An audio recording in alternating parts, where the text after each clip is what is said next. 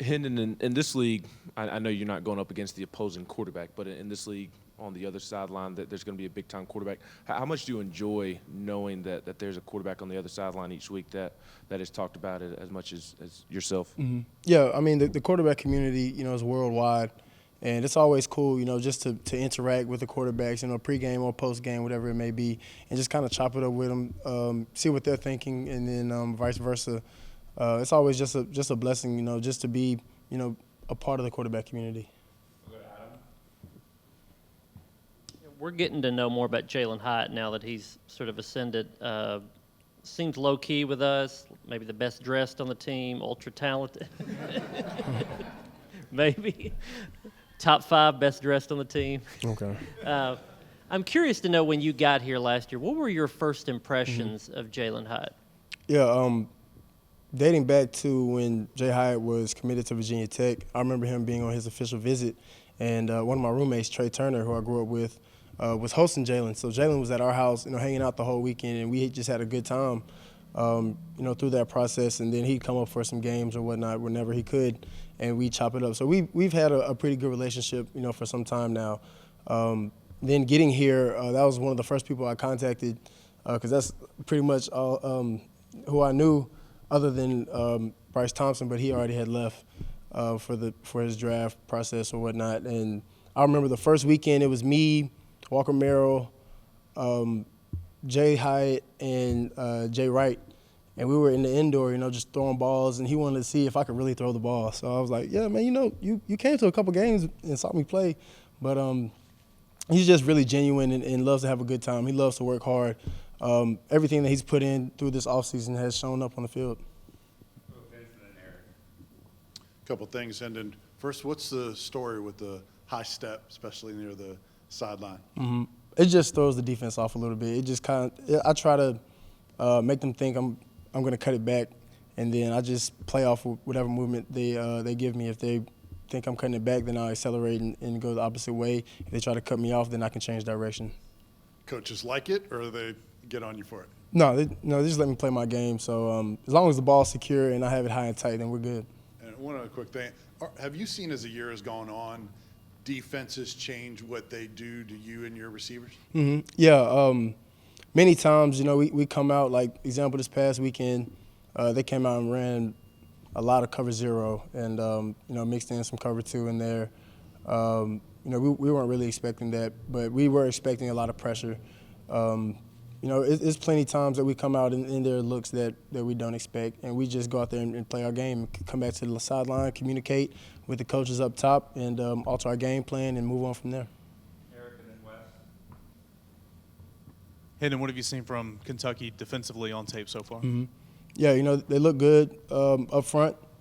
They have some young guys up there, but very, very fast in the back end, have some experienced corners and safeties.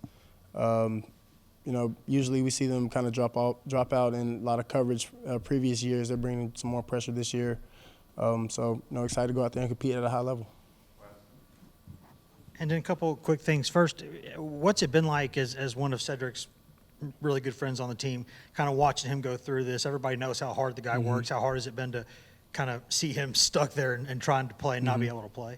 Yeah, I know exactly what he's going through. I've battled through injuries before and had to sit out for some time. Just being there and trying to encourage him, I can see it in his face that he wants to be out there competing with us. Even when he's on the sideline, he's dialed in. He's communicating with the receivers. Like this morning, we had our quarterback receiver meeting, and says back in there, communicating with his receivers, what we like, and communicating with the quarterbacks. Hey, we might run it like this, get certain looks. I love just him being here and being positive and bringing that energy and that juice to the team. And secondly, I'm sure you don't want to get into specifics, but generally speaking, how much more complex are y'all in the passing game this year? How many more things are you able to do that maybe last year, would have been too much to do in the first year? I think just us having some, having some processes that we've been through this past year that we've encountered this year that we've known how to handle, and battling through different adversities and being on the same page and having chemistry and gelling, and all that just comes into play through the time we've spent through this off season. and how much more work we've put in this offseason, knowing and being more comfortable in this offense and knowing what the coaches want to see in different situations has definitely benefited us. And a couple things, going back to Cedric, how much have you and him talked about, it looks like he's getting close to maybe coming back. How much have you guys talked about him coming back, and what do you think he could bring when he does get back? Yeah, I try to make a conscious effort to always check on my guys, no matter if they're healthy or if they're not. Communicating with Ced, we talk a lot and spend a lot of time together. Just really making sure that his mental is in the right space, in which he's done a great job of just being locked in and staying in the now and knowing, what defenses we're getting and knowing the game plan so that when his time when his time comes and he's feeling better and he's ready to come back, that he'll be in the same flow. And switching gears, Coach Halsey talked, I think, back in camp about how watching you play basketball and seeing how loose you were, their message to you was to play football like you play basketball. First of all, are you one of the best basketball players on this team? And second of all, how was that a tough process for you to sort of translate just being loose and having fun to football? Was that a process for you, or how much work did that require? I never really thought about it like that until they kind of approached me with that idea and bringing that attitude from the basketball court, to the football field. And I am the best basketball player on the team. But yeah, it really just helped me find myself and being comfortable in my own skin, so to speak. And I didn't have to be so uptight and demanding and really just trying to be overly focused in my craft. And I can just go out there and have fun, enjoy what I'm doing. And then a couple of things. Can you overthrow Squirrel White? It's hard. If I throw it as soon as he takes off, probably yes, sir. Yeah, but him getting down the field is a thing of beauty. He's extremely fast. You can't teach that. Him and Jay Hyatt just have some tools in their belt that are unbelievable.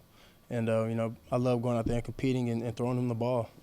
And as a leader on this team, a guy with a great story, and there are other really good stories of perseverance on this team, how much does William Wright's opportunity and story resonate with you? Mm-hmm. Yeah, all through camp and, going back to last year, Will Wright, no matter if he was on the scout team, no matter if he was, with the defense, no matter if he was on special teams, he's going to give 100%. And when I saw Will Wright go out there, I was telling Joe Milton, I was like, Joe, he's going to make a play.